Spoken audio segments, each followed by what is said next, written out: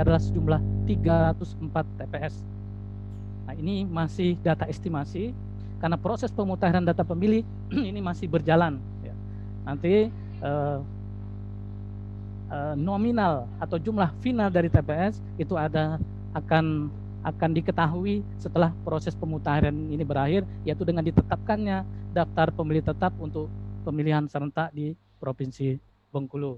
Kemudian yang kedua, penyesuaian yang dibutuhkan adalah itu pengadaan alat pelindung diri. Ya.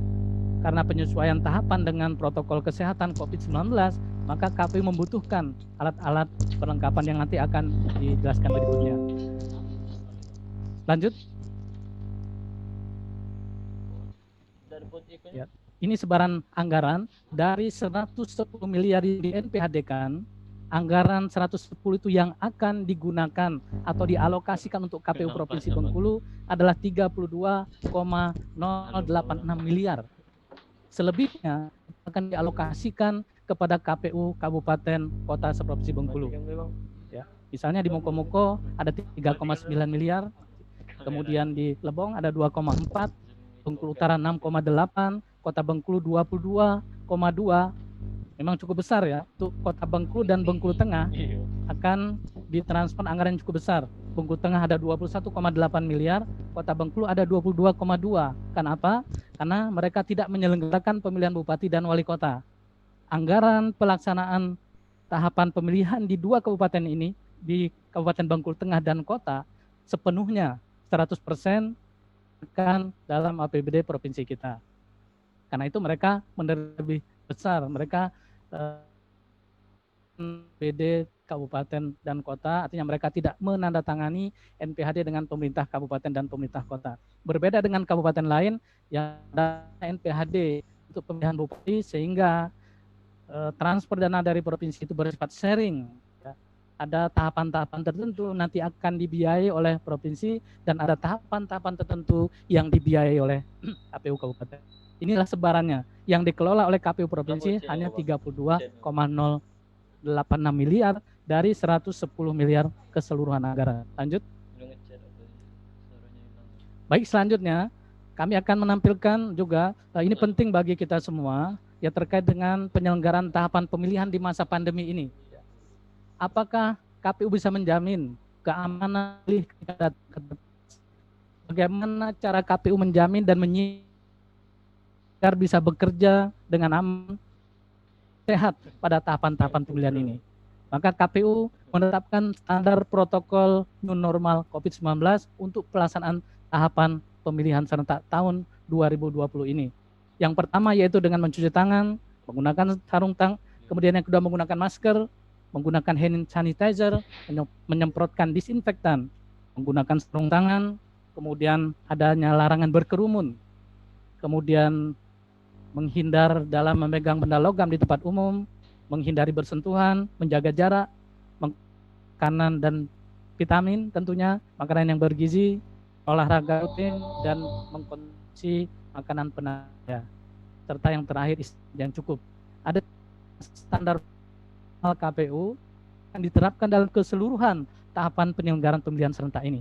Nah, berikut rinciannya, next, ada rincian dalam tahapan-tahapan kita, yaitu tahapan-tahapan khusus yang penerapan protokol kesehatannya dilakukan, yaitu yang pertama pada tahapan pelantikan PPK dan PPS, ini sudah dilakukan kemarin, ya, Bapak Ibu sekalian bisa menyaksikan kan, dan PPK dengan PPK ini berarti PPK penggantian antar waktu akibat ada anggota PPK yang tidak lagi memenuhi syarat atau yang mengundurkan. Dan ini kan di perintah gugus tugas atau di kesehatan di kabupaten kota yang telah memfasilitasi pelantikan PPS di tanggal 15 kemarin. KPU dan kota mendapatkan dukungan yang penuh dan support baik dari sisi tenaga medis maupun peralatan APD, ya, yang digunakan pada saat pelaksanaan pelantikan tersebut, sehingga pelantikan PPS yang dilakukan di kabupaten kota di Provinsi Bengkulu sebagai tahapan pertama dalam lanjutan tahapan pemilihan serentak ini semuanya berjalan dengan aman dan lancar. Sekali lagi kami ucapkan terima kasih atas dan bantuannya, termasuk Dinkes Provinsi yang telah memfasilitasi pelaksanaan rapid test untuk seluruh komisioner Nalil ya Provinsi Bengkulu beberapa waktu yang lalu, dan juga telah dilakukan rapid test di beberapa kabupaten dan di KPU Kota Bengkulu. Ada beberapa kabupaten yang saat ini masih dalam tahap komunikasi untuk pelaksanaan rapid test di tingkat kabupaten kota, PPK dan PPS.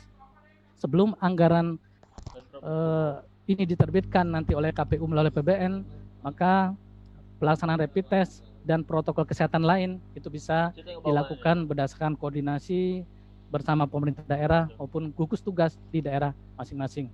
Ini tahapan-tahapan, ya ada 11 tahapan yang semuanya berpotensi untuk terjadi kontak fisik, dan karena itu perlu penerapan protokol kesehatan pada tahapan-tahapan tersebut. Lanjut. Demikian bahwa antar umum dari saya, di arahan awal nanti kita mendengar rinci tentang tahapan tahun Pak Dali selaku anggota KPU Provinsi Bengkulu Divisi Sosialisasi. Bapak Ibu dan hadirin sekalian, ya sekali lagi kami ucapkan terima kasih atas partisipan yang sudah bergabung, dan di akhir sambutan saya, karena sekali lagi ini merupakan penyelenggaraan pemilihan serentak yang pertama di provinsi itu, kami mohon dukung bantuan pikiran diskusi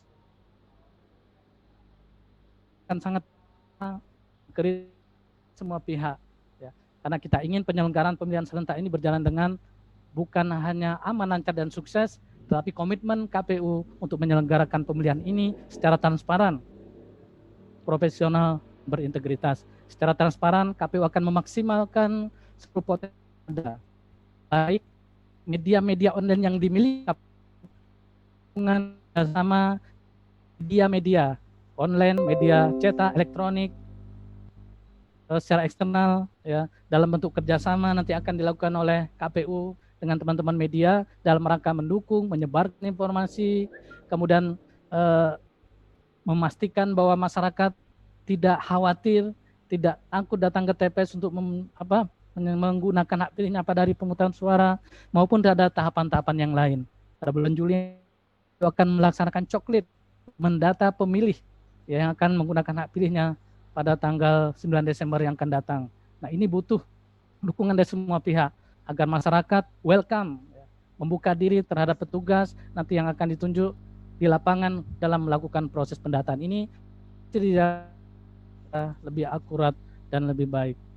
Kemudian kami juga nanti akan bekerja sama dengan banyak pihak untuk pelaksanaan tahapan-tahapan yang lainnya.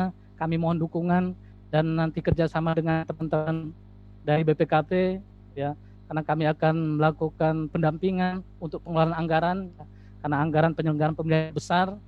Kami menyadari bahwa anggaran ini adalah anggaran rakyat yang kami kelola dan harus kami kelola secara akuntabel dan harus kami pertanggungjawabkan secara baik kepada masyarakat. Karena itu kami mohon pendampingan.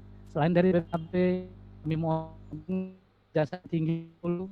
KPU telah melakukan MOU dengan Kejaksaan Tinggi Bengkulu untuk mendapatkan fasilitasi berupa konsultasi maupun pendampingan dalam kegiatan tahapan melalui Jaksa Pengacara Negara. Untuk selanjutnya dalam penyusunan anggaran pun kami mohon pendampingan ke depannya agar KPU bisa mengelola anggaran ini secara berintegritas.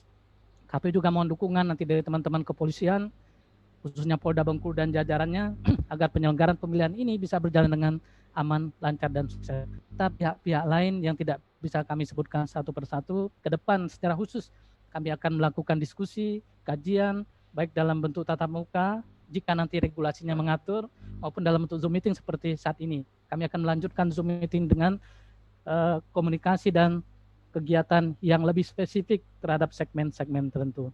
Itu saja dengan mengucapkan Bismillahirrahmanirrahim dan mengharapkan rahmat dan ridho dari Allah Subhanahu wa Ta'ala dan Tuhan Yang Maha Esa. Sosialisasi peraturan KPU nomor 5 tahun 2020, tahapan pemilihan serentak lanjutan pemilihan tahun 2020 secara resmi saya nyatakan dibuka. Wabillahi taufiq wal hidayah. Wassalamualaikum warahmatullahi wabarakatuh.